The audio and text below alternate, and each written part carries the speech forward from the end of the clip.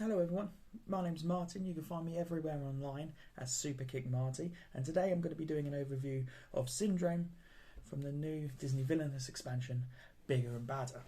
And now to win a Syndrome, you need to defeat Omnidroid V.10 and have no heroes in your realm. When you read the villain guide and look at what you need to do, it's probably one of the more intimidating, or at least most difficult to understand villains in Villainous. And when I handed this to one of my friends and he said, "Oh, I'll be Syndrome," he was looking at it and the look on his face of, "Oh my word, I don't know what I'm doing," was massive, really obvious. I don't think it's terribly difficult once you get started, but I think it's pretty difficult to simply explain. So what I'm going to do instead is show you how you accomplish that objective, and I'm going to do that now. Okay, so to set up Syndrome, you need to place the first Omnidroid, which is X8, and you need to place him at Nomanzian Island. These two are out of play for now. They'll come back to them later. I will place them in shot though, over here. Okay. Not there, he's an ally. Well, it's an ally. He's an Omnidroid. And then it says, when discarded as a result of a vanquish action, remove Omnidroid V.X8 from your realm, shuffle your discard pile into your deck. So as you play through, there will be cards that will reveal the fates. But let's just find one. Here we go, here's Elastigirl. Alright. I won't go through all the text, but I'll go here, use my Vanquish, use Omnidroid to defeat Elastigirl. That'll go into the Fate discard, and then that's the end of the first part of the VX8. Nothing else happens at this stage. Then what you'll need to do, you'll need to go to a location with a player card, so let's just move there for now, and then you'll need to get out one of these major modifications. It says no additional ability, but you pay 1 power and you place it anywhere. It is just a regular item. Wait a minute, if that'll focus. Don't think it will, but it's a regular item, so let's just play it there for now. What you can do, and this is not detailed on the cards, but it is all in the villain guide. What you want to do is then remove the major modifications from your realm, and then you place the tile afterwards. But let's remove the major modifications. So how you do that, it's a free action, there's no power cost, you do it any time. So if I was at Nomanzian Island, I could instantly play this, and as an extra action, remove it to play this Omnidroid. I'll read out loud. Remove one. See if you read it. I don't think you can. Remove one major modification from your realm to play this card to any location.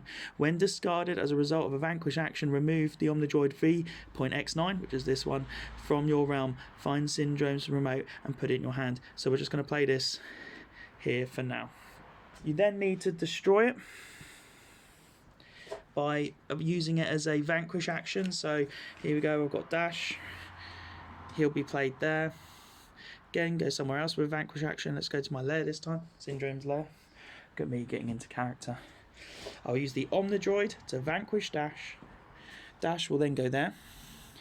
He is destroyed as a result of a vanquish action.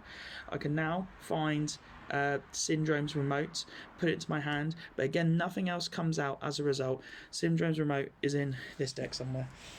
Here we go. So I've got Syndrome's remote, it's now in my hand. So you get Omnidroid 310, you have to remove 3 major modifications. Let's do that. So I'd go to a location, let's go to Nomanzian Island for example. I could play 2, pay 2 power, place them there. Can't play 3 at once. My other turn, play 1. Let's just play it there for the sake of example. Still got this in my hand. Let's say I've gone to my lair and I'll play it to downtown Metroville just for the example.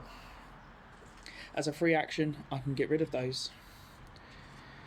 To get V10 into play, he will then be played to downtown Metroville, but because it states here, if Syndrome's remote is in your realm, play Omnidroid V10 to the opposite side of your realm, so you would play it there. Do not discard Omnidroid V10 and use a vanquish action.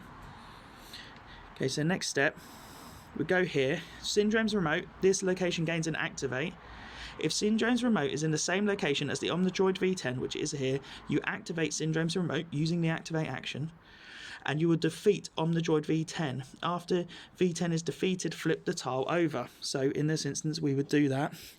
We would flip V10 over, and it states, Omnidroid V10 is defeated. If there are no heroes in your realm, you win the game. So let's just say, for the sake of example, Dash was still there. If I'd done this, I'd still need to go and vanquish Dash on another turn. If there were no heroes, like my setup had stated, the game would be over. That is an overview of how Syndrome works. So that's the how to play with Syndrome and how to destroy the Omnidroids and everything like that. That was the first time I did a how to play kind of thing demonstration, so hopefully that was clear enough for you. Please comment below with any questions. I'll do my best to answer. I won't go through loads of cards individually, but there are obviously things that trip you up on the process, like all the main heroes. They'll remove the remote from you, which means you need to vanquish them to bring them back. And there's a force field, so when you vanquish the hero, you just get rid of the force field fate. So you could vanquish them and then they'd still be holding on to it. So that's if you're playing against Syndrome. That's how you want to slow everything down. There's also this teamwork card, which seemed a bit maybe overpowered. Play this card.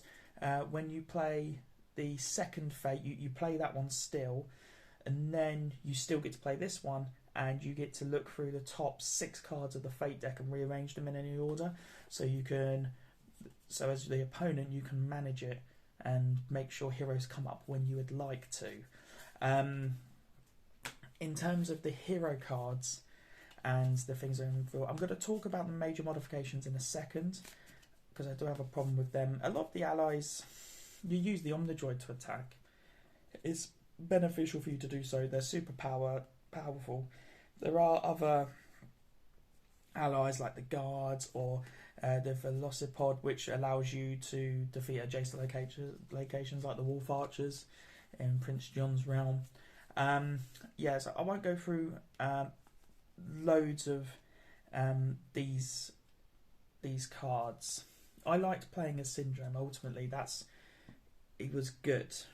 My problem is this is a casual game. This isn't too in depth, and I think they made it as hard as possible to understand this character from a casual perspective. And I think when you jump in and start playing it, it sort of all does make sense. But if you look at the villain guide, usually you have one page, this is your objective, here's other cards you should be looking out for. And the whole thing is the how to play this character. So you've got, here's the setup, defeating the Omnidroid, the remote continued, still the remote continued, the final Omnidroid, and then reducing strength. But however, I can remember like Captain Hook's one, for example, it says this card, this will help you find the map and stuff like that, and he'll give you hints and things to look out for, and it's really just explaining this very complicated Omnidroid setup. And I mean, I guess it makes sense thematically. I just think they could have done more, and the major modifications are what I have a problem with the most, because it says no additional ability. Pay 1 power item. Okay, I've played that. What happens next? It's not particularly intuitive. You have to be, okay, well, I need to bring back these Omnidroids. Okay, oh, for V.X9, I need to remove a modification to then play this. Okay, it could explain that on here. Say these are used to help bring out your Omnidroids, because the final one, you have to remove 3, and you only get 5 in the entire deck. So it could be like, use this to bring out Omnidroids when applicable. Even if it said that, rather than no additional ability, that would be more helpful. And you've got the space. I just don't understand why you wouldn't have put it in there just to make it seem a bit easier. Because like I said, if you just read it and it's like, okay, well, I'll get it. Okay, so we'll bring out, you'll set it up with the Omnidroid, what have you. And then you get a major modification in your hand. And I'm thinking of this from the perspective of a new player. And they're looking at it, and I was like, well, why would I play it? What's it do? I'm looking at the villain guide, and it takes you out of the thematic experience that Villainous is so good at bringing to the table. So I just think it's a bit of a shame. Maybe if this goes into a second print, they'd change that. Like, that's what I would do. Like, just that, I think, would make enough of a difference. Because my friend who I played with, we played a 3-player game, all using this expansion, and my other friend Dan wanted to play as I think I played as Lotso, he played as Madam Mim, and then he was my other mate Dan, he said, I'll take Syndrome, it's the last one. Okay, cool. And like I said, it just seemed intimidating. He had only played it a few times, and I did offer to swap, but he said no. And then once he started playing, he picked it up, and so that's great. But you don't want it to be an off-putting experience. It does need to be welcoming. So that's the only real shame, because otherwise, like, this sounds like really negative, like it's my least favourite. I don't know if it's my least favourite out of the 3. Don't think so. They're all quite good. I've probably had more fun playing Syndrome than I did Lotso, but Lotso is the character that I wanted the most out of the set. It is really fun when you get going and you're trying to bring out the Omnidroids, you're trying to destroy them. It really tells a story, and it pairs really well with another storytelling, let's say, villain like Jafar or Ursula. You know, when you're trying to achieve multiple steps, as opposed to like a Prince John, where the point is just to do one thing. So a storytelling one, it would pair really well with, especially as I said before, I like playing 2-player. I think the Omnidroids are cool. I really like the cards. I like thick cardboard tiles. I'd be more than happy for them to keep introducing those. And I really liked the way it played. It was really fun. I think more could have been done to make it a bit easier, or they could have achieved it thematically without you having to stop, have a think, read the villain guide, make sure you're getting used to it. Like, once I played it once, it was fine, you know, and it was enjoyable, and I would happily play with Syndrome again. That's just that was my main gripe. The artwork is cool. I think I pointed this out in the unboxing. Some of it looked like it was just taken straight from the film, but on closer inspection, I'm trying to think of a good example. Like this Mirage one, for example, I don't know if it's clear. It does just look like a screen grab, whereas the Toy Story ones did look like drawings. But on closer inspection, you'd have to buy it and have a look. But this Syndra, again, is probably not in focus, and I don't have someone else behind there. But you can see his hand drawn, it's painted, with painted style. So it's not screen grabs, it is original artwork taken from the film. And the mover, I've talked about every mover so far, so it is a pretty cool mover. The flame style hair, the orange colour, the detail, it's pretty cool. I'm really happy with the components, the art, everything like that, and the way he plays. I just think he could have been easier to understand. Like, it's simple as that. But yeah, that's pretty much everything. I might do an overview of the whole box another time, but I won't do that now. But I do enjoy it. I think every villain was good, and for different points of where you are learning Villainous, there's someone for you to play as. So okay, maybe that was a review of the whole thing, so there you go.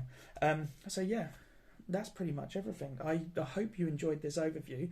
For those who are commenting asking for this, I'm sorry it's taken so long. I've just been busy with work. And as you can tell, I'm not even in my usual location. I'm at my parents' house today. And I thought I'd quickly film these last bits. And usually I write notes down, but it's all off the top of my head. So hopefully this has still been as good and as informative as you want it to be. But if you did enjoy it, please hit like. If you've got any questions, please comment. And I'm very good at replying, I think. So if you do comment something, I will endeavour to reply to you. Yeah, if you want more, hit subscribe. I'm going to not do many Villainous videos again so soon. It's just I know people wanted to see these.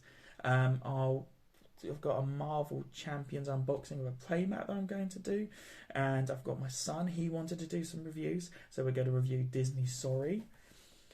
You know, whatever. And then also a game by Harbour called Colour It, which I really enjoy, and it's a really good kids game. So I'll do a couple of reviews with him. and I'll do some other guides soon. So there'll be lots more stuff and a bit more variety than just Villainous. But it's one of my favourite games, so I will come back to it again another time. So yeah, I think that's everything. Thanks again for watching, and I'll see you soon. Bye bye.